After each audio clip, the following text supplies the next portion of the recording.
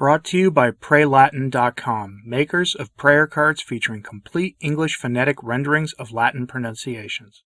Do you remember when I said that Francis's time was growing short? Some thought I was being ghoulish or reveling in his state. I was doing no such thing, I assure you. I only wished the best for him, honestly. But I am not the only one to notice that when a man of his advanced years goes through what he just did recently, that the amount of time one has left is typically pretty limited. That's not exactly a huge revelation, and it's also not a universal rule either, of course, but it is a safe bet. It's such a safe bet, in fact, that many of Francis's stalwart allies are now beginning to softly turn on him, or at the very least to prepare to replace him, because of course they are. Loyalty isn't something we should expect out of modernists too much, right? They should be celebrating now with Francis's new Motu Proprio out, but, that's a topic for another time. Anyway, they are turning on Francis, and I'd really like to think that if anything will wake him up, it could be this. I'm not going to bank on that, though, of course. Our story comes from Sandro Di Magister's column at L'Espresso, one of Europe's most highly regarded Catholic news sites, and he is one of the Church's most highly regarded commentators. He's not exactly one who is prone to wild speculations about future happenings of the Church. He provides us a story that shows part of the nature of the modernist, what really makes them tick, and how they have few qualms about taking opportunities to pursue power, even at the expense of their own. Headline: Conclave in view, everyone backing away from Francis. Now, this article was written in Italian, and I am relying on Google Translate for this translation, so please bear with me. By the way, if you want to read the article for yourself, I post my sources on my website at returntotradition.org. That's the name of this channel or podcast with a .org at the end. Just look for the post with the title of this episode in it. I post everything there, except for that rare occasion, where I forget to, which I am definitely trying to be better about. Anyway, according to Magister, the allies of Francis are beginning to realize that his time is drawing short and that the time has come to begin distancing themselves from him as they plan the next conclave. Magister describes this as the theses of two books making the rounds in the Roman Curia at the moment. Quote, the first is entitled La Chiesa Brucia, and the second, Il Grege Smarrito. Both outline a poor state of the Church with a marked deterioration during none other than the current pontificate.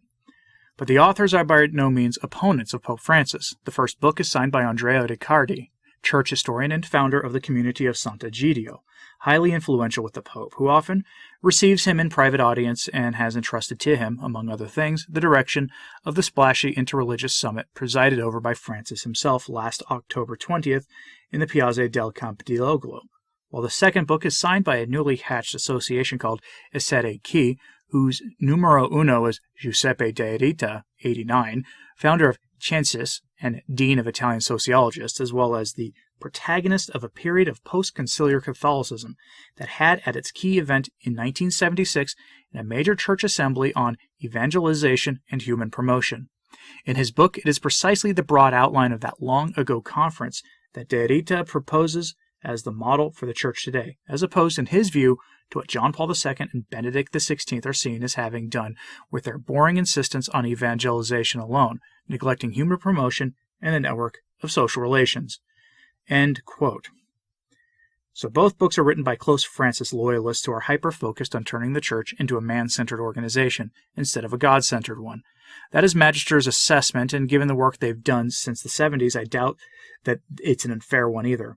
Their work has been in opposition to the hermeneutic of continuity side of the Church, that side that seeks to reconcile the differences between the pre-conciliar Catholicism with the Second Vatican Council and an allegedly authentic interpretation of said council. Think John Paul II, Benedict XVI, Cardinal Burke, Cardinal Seurat, if you need names to go with ideas. These men pushing these books are hyper-modernists, and this goes well beyond books, by the way. Magister goes through a list of possible middle-of-the-road types of people who could replace Francis, but remember, those who walk into the conclave as presumed favorite to become pope leave the conclave as cardinals almost always, with the exceptions being in the conclaves of 2013 and 2005. But Magister is sensing the direction the trade winds are blowing, and it all points to one thing, a loss of confidence in Francis by his closest allies. Quote, as the two books cited above prove, the time has come to back away from the reigning pope, if one aims to succeed him. After wringing out all the favors it could, the Sant'Egidio lobby has decided to put Francis on the shelf. The Church is not in a good state, the flock is lost, and it's time for a new pope. The two books trace his profile in their own way. Too bad the aimlessness of both on the real epochal challenges that the Church is called to face today will not help him." End quote. Magister isn't the only one saying this either, and we'll get back to him in a moment anyway. The Jesuits are saying this as well. Not Pastor Jimmy Martin, though, at least for once, and at least not to my knowledge, but Pastor Thomas Rees of the Jesuit Church certainly is, and he is beginning to float the idea that Francis only has a few years left. But he's making it sound like he'll be around for a while yet. Clearly this idea is meant to make it sound like he's still close to Papa Francis spiritually, and has the right attitude and all of that, but you can clearly see what is going on in this piece that he has here. Headline: The Beginning of the End for the Francis Papacy. The piece comes from Religion News. And Pastor Rees begins by describing Francis's procedures and taking a realistic assessment of what happens when a man his age has those kinds of issues. Nothing wrong with really any of that, to be honest, but then there's this, quote, "But even with the best projections, age is catching up to Francis. Barring a miracle, he will only be expected to continue as Pope for 5 or 6 years. We may look back at his recent procedure as the moment that marked the beginning of the end of his papacy. If that's the case, we will also be able to count incredible achievements." End quote. Ah yes, incredible achievements. I'll spare us all a recounting of that. But do you see what he is doing here? He is getting the faithful ready for a set of Vacant and subsequent conclave.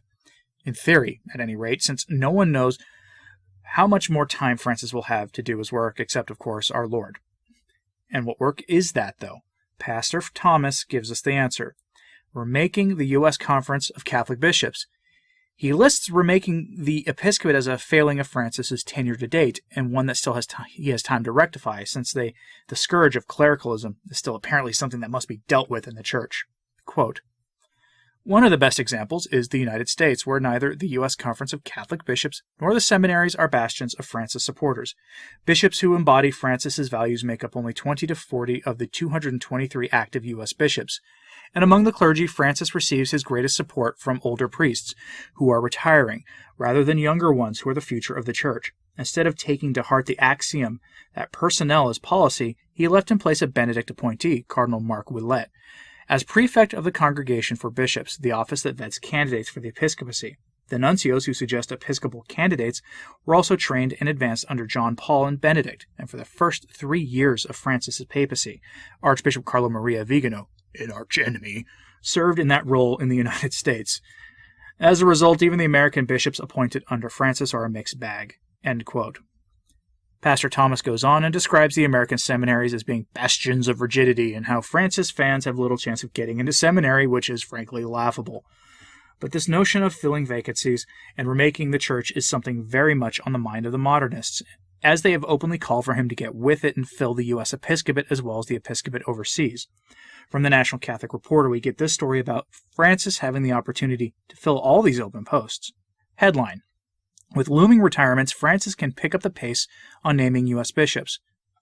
The author begins by talking about the communion debacle and uses language that clearly puts him on the side of the super very extremely devout man that I call Caesar, and his coterie who are super very devout, while opposing every stance the Church takes on the important topics of the day, and how that proves the U.S. bishops are out of step with Francis. And then we get this, quote, "Yet if Francis, who turned 84 in December, is seeking to pick up the pace of episcopal appointments with bishops more aligned with his agenda, he does have a number of opportunities on the horizon. To date, 3 dioceses in the U.S. are currently vacant. Another 9 bishops have already passed the age of 75, when bishops are required to submit their resignation to the Pope, and there are several other dioceses that will soon open." End quote. And then there are other dioceses where the bishops may have to be removed due to Ted McCarrick-style issues, which is just great. That brings up the total number of bishops that Francis can replace in America to a minimum of 20, and that's just this year. But the concept of Francis being almost out of time permeates everything in modernist outlets right now. They're practically salivating at the opportunity to ram through a Francis II, which is frankly almost shocking to think about. Back to that original article for a moment. Magister mentions 2 names that he believes are Francis's top picks for his successor, and they'll make you dance with joy or, more likely, bang your head against your desk. Those men are, wait for it, Cardinal Tagle and Cardinal Reinhard Marx. Yeah, you heard that right. Quote, "Francis is a known quantity. He has his favorites for the succession. The first is the Filipino Cardinal, Luis Antonio Joaquim Tagle, prefect for the Congregation for the Evangelization of Peoples. For this reason, one of the best-known cardinals in the world. For Tagle, it is objected, there is the obstacle of age. He is 64 years old and therefore could reign too long for the cardinals to bet on him. But above all, he is considered too close to Jorge Mario Bergoglio not to end up overwhelmed by the many grievances over the current pontificate, which will inexorably come into the open in a future conclave. For this reason, Tagle has been lying low for some time. He who in the early years of the current pontificate had been so active and vocal. He is prudently keeping his distance. All the more so now that the pontificate is at an end and its shortcomings are increasingly evident. End quote. As for Cardinal Reinhard Marx, do we even need to go there?